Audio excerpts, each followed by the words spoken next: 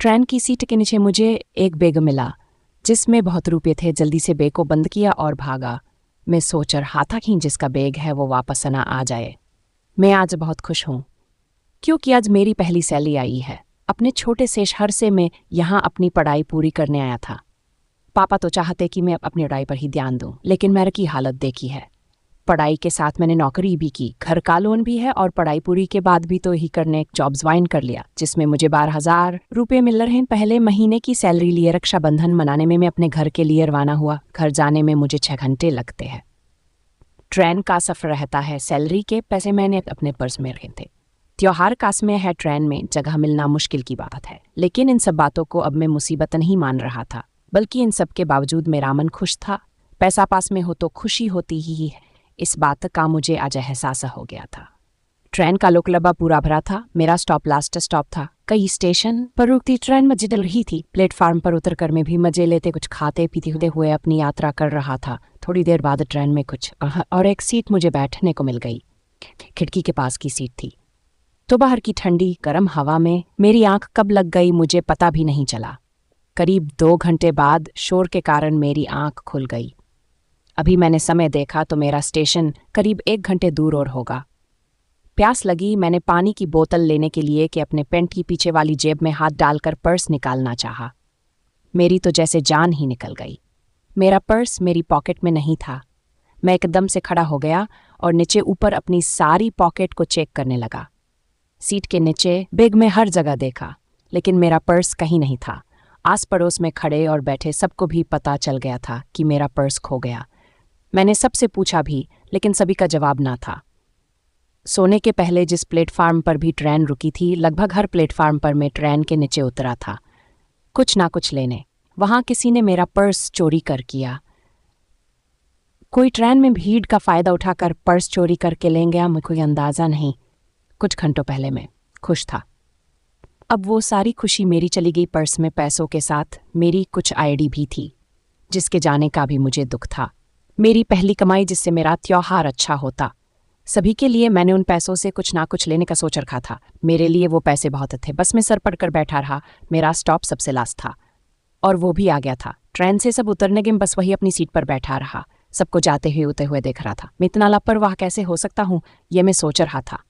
आखिर मैंने अपने पर्स का ध्यान क्यों नहीं रखा? यही सब सोचकर मैं अपने आप को बार बार को सराहा था। ट्रेन खाली होने के थोड़ी देर बाद तक मैं वहीं बैठा रहा। फिर आखिरकार मैंने खुद को संभाला। मैं अपनी सीट से उठा और दरवाजे की ओर जाने लगा। आंखें मेरी अब भी यहाँ वहाँ मेरे पर्स को ही खोज रही थी। सोच रहा था कि क्या पता ही कहीं पड़ा होगा मेरा पर्स, इसलिए मैं सब सीट के नीचे एक बार फिर देखते हुए जा रहा था। मेरी नज़र एक पॉलीथिन पर पड़ी जो सीट के नीचे थी। उसको उठाकर मैंने खोल कर देखा। उसमें एक हैंडबैग निकला। वजन से थोड़ा भारी था। खोल मैंने जल्दी से देखा।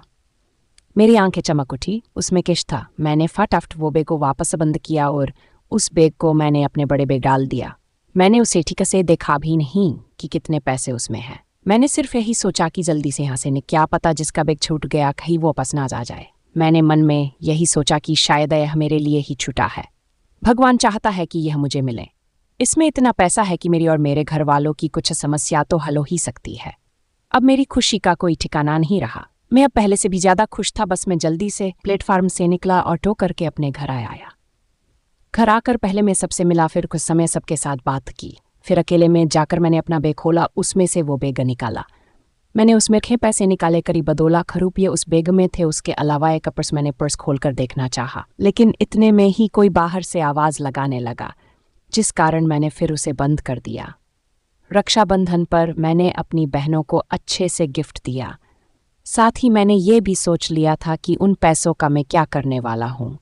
इस बारे में मैंने घर पर कुछ नहीं कहा, सिर्फ मन ही मैंने प्लान बना लिया था। पापा के एक लोन की किस्तें बाकी थी। मैंने उसमें से उन्हें बिना बताए 30,000 रुपये किस्त भर दी। बाकी के पैसों को भी मैं ऐसे ही इस्तेमाल करने वाला था। मैं बस 3 दिन की छुट्टी पर आया था। वापस जॉब और पढ़ाई के लिए लौटने कास में हो गया था। मैं वापस ट्रेन में बैठ गया। इस बार मेरे बैग के साथ उसमें वो छोटा बैग भी था जिसमें करीब 1,60,000 रुपये थे। एक बार मेरा पर्स चोरी होने के बाद अब मैं ज़्यादा सतर्क हो गया हूँ। मुझे नहीं लगता कि अब मैं ऐसी गलती दोबारा करूँगा।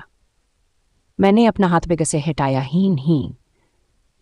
प्लेटफार्म पर नीचे हुए भी मैं बैग को अपने साथ लेकर गया। करीब आधा सफ़र हो गया था। एक प्लेटफॉर्म पर गाड़ी रुकी। मैंने एक लड़के को जो चाय बेच रहा था, लड़के ने चाय भर कर दी और जैसे ही उसने मेरी तरफ देखा, वो बिना पैसे लिए, मैंने उसे आवाज़ लगाई कि भाई छोटू कहाँ जा रहा है, अपने पैसे तो लेकर जा। पर वो भागा ही जा रहा था।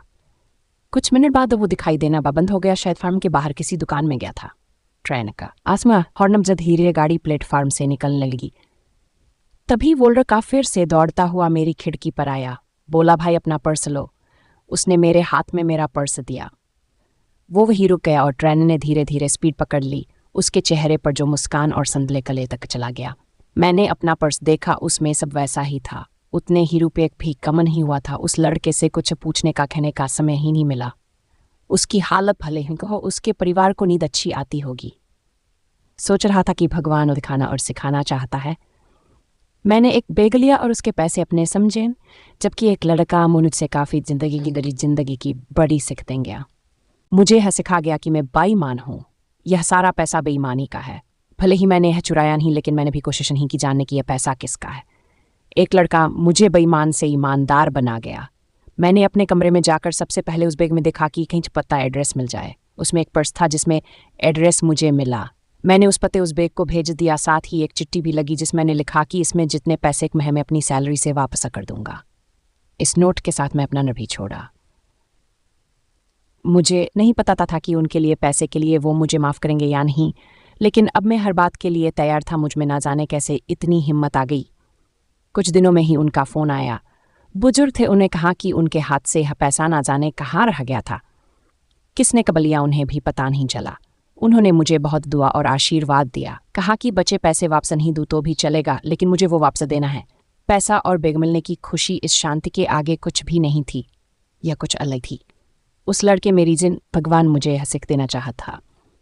मेरे प्यारे दोस्तों, आप लोगों को हमारी यह वीडियो कैसी लगी प्लीज़ हमें कमेंट सेक्शन में ज़रूर बताना और हमारी वीडियो को लाइक करना है। हमारी यह कहानियाँ आपका मनोरंजन कर दिशा भी देंगी, तो बने रहिए हमारे साथ और हमारे प्रयास को सफल बनाएं।